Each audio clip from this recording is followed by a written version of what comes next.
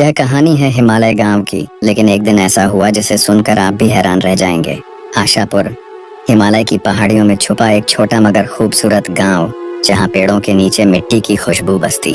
इसी गांव में 3 लड़कियां रहती थीं, आनवी, कोहना और सीरत। तीनों की उम्र 25 साल।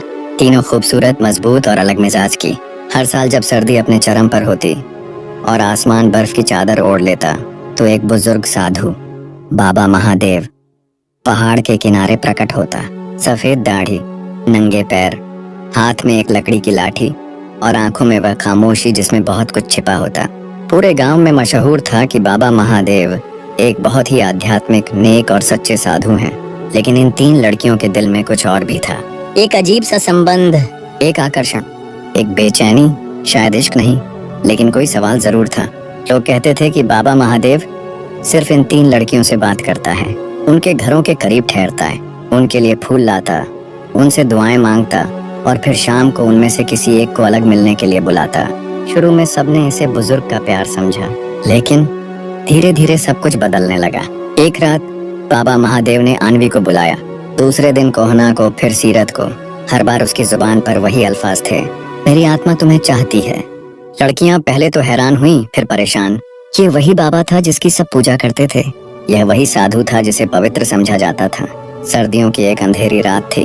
गांव के लोग लकड़ियां जलाकर घरों में दुबके बैठे थे और तीनों लड़कियां, आनवी, कोहना, सीरत, एक पुराने मंदिर में खामोश बैठी थीं, एक दूसरे को देखते हुए। वही सवाल, वही दुख और वही डर।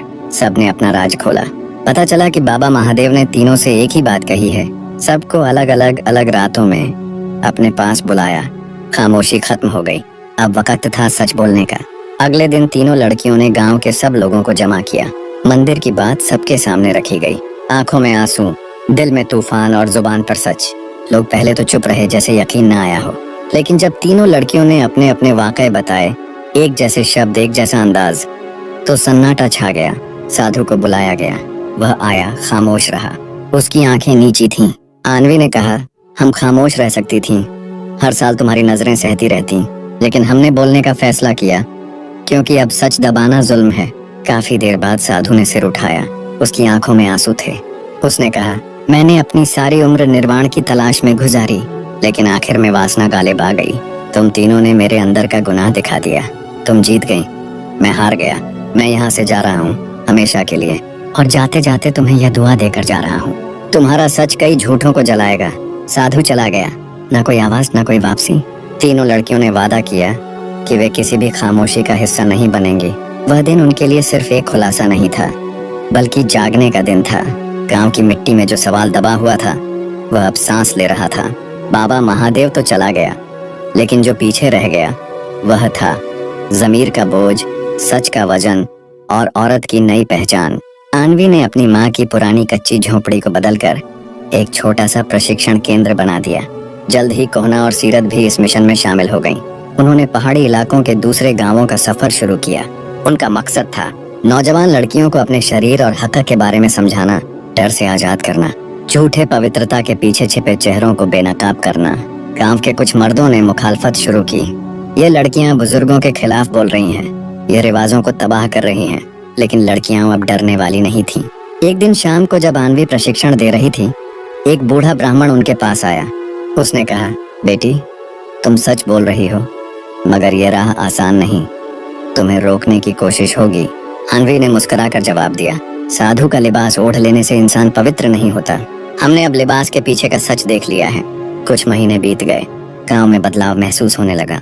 औरतें अब आपस में बातें करती, सवाल पूछती और अपनी बेटियों को चुप रहने की तालीम देने के बजाय हिम्मत देती। सीरत ने अपने घर के पिछवाड़े में एक छोटा सा पुस्तकालय बना दिया, जहाँ बच्चियां आकर पढ़ सकती थीं, बहस कर सकती थीं और उन किताबों से दोस्ती कर सकती थीं जिनमें सिर्फ पूजा नहीं, सोच भी थी। एक दिन गांव के मंदिर में नए साधु का आना हुआ। उसका नाम था स्वामी काशीराम। चेहरे पर तेज, चाल में आत्मविश्वास, लेकिन आंखों में कुछ छिपा हुआ। पहले दिन ही उसने घोषणा की, गांव की तीनों लड़कियां, आनवी, कोहना और सीरत, पवित्रता की सीमाएं लांघ चुकी हैं। इन्हें मंदिर में प्रवेश वर्जित है। जो कोई इनके मिशन का साथ देगा वह धर्म विरोधी कहलाएगा। अब लड़ाई एक साधु से नहीं, पूरे धार्मिक तंत्र से थी। लेकिन लड़कियां अब तैयार थीं। उन्होंने गांव के चौपाल में एक सभा बुलाई। जहां उन्होंने सबसे एक सवाल किया, जब कोई लड़का जुल्म करता है तो उसका नाम नहीं लिया जाता, लेकिन जब एक लड़की सच बोलती है तो उसका किरदार ही सवालों में घिर जाता है। लोगों के चेहरों पर चुप्पी थी। कुछ बुजुर्ग औरतें आगे बढ़ीं। उनमें से एक ने कहा, हमने जिंदगी भर चुप्पी का गहना पहना, लेकिन अब हमारी बेटियां बोल रही हैं तो हम उनके साथ हैं। स्वामी काशीराम ने धमकी दी कि वह गांव छोड़ देगा अगर लड़कियों को चुप न कराया गया। आनवी ने जवाब दिया, अगर तुम्हारी आस्था एक औरत की आवाज से डर जाए तो वह आस्था नहीं, डर का नाम है। और अब ये डर हमारा नहीं रहा। अगले दिन स्वामी काशीराम ने मंदिर छोड़ दिया। उसके साथ कुछ कट्टर सोच वाले लोग भी चले गए, लेकिन जो रह गए वह थे सच, हिम्मत और बदलाव। कुछ साल बाद आशापुर गांव एक नई पहचान बन चुका था। अब वहां लड़कियां उस साधु से डरती नहीं, बल्कि किताब से दोस्ती करती थीं।